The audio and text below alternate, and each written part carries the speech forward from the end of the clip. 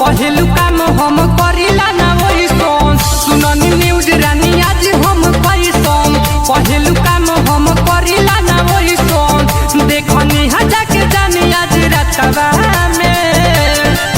जौन हम के घुमावे अपन साथवा में मजा मारेला पढ़ेला जौन अठवा में प्यार भइल उ गुलाब दलस हाथवा में मजा मारेला पढ़ेला जौन अठवा में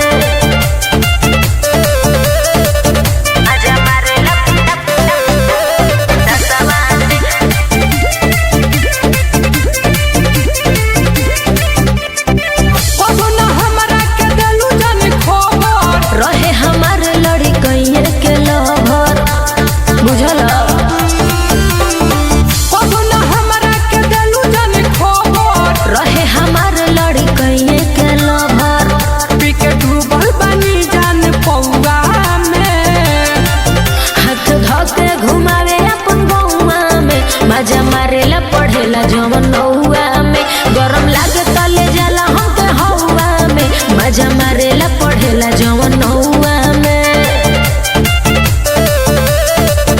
मजा मारेला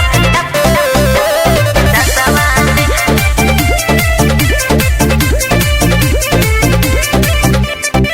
सब बिहारी के देलू नहीं मौका कमलेश राजा से कबो ना करब धोखा